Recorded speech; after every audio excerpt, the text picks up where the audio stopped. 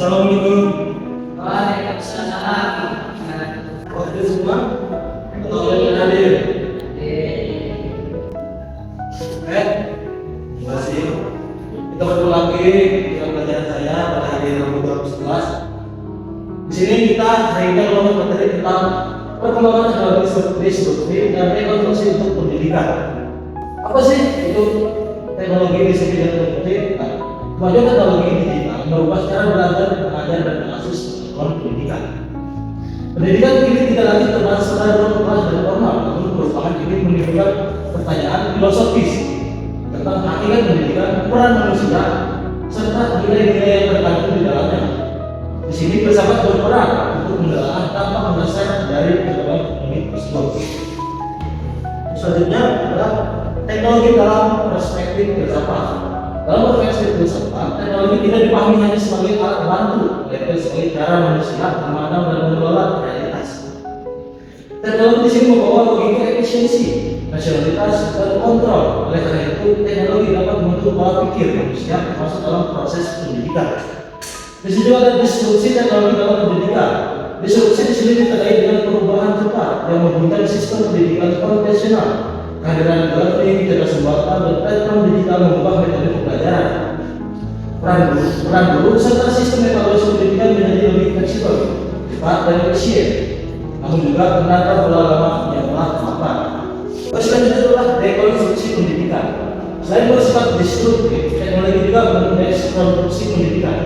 Dekonstruksi berarti membongkar asumsi lama tentang siapa yang belajar, di mana belajar terjadi dan bagaimana pengetahuan diperoleh. Guru tidak lagi menjadi satu-satunya sumber ilmu, dan proses belajar tidak selalu berlangsung di luar kelas secara formal. Selanjutnya ada disrupsi versus dekonstruksi. Disrupsi menelit perubahan cepat dan sistematik dalam pendidikan akibat teknologi, seperti perubahan metode belajar, peran guru, dan sistem evaluasi. Sementara dekonstruksi bersifat filosofis karena membongkar asumsi lama tentang pendidikan. Nah, disrupsi mengubah cara pendidikan dijalankan, sedangkan dekonstruksi mengubah cara pendidikan dipahami dan dimaknai.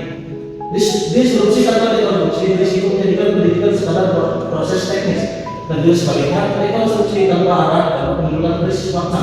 Oleh karena itu, teknologi perlu disumbangkan secara kritis agar pendidikan tetap berorientasi pada pembentukan manusia. Jadi sekian materi yang bisa disampaikan. Setelah materi yang disampaikan, ada yang ingin bertanya? Bapak ingin bertanya, apa latar belakang pentingnya kajian filsafat terhadap perkembangan teknologi dalam pendidikan? Oke, apa sih latar belakang pentingnya kajian filsafat terhadap teknologi, perkembangan teknologi dan pendidikan? Pak, Kajian filsafat diperlukan karena perkembangan teknologi digital tidak hanya mengubah cara belajar dan mengajar.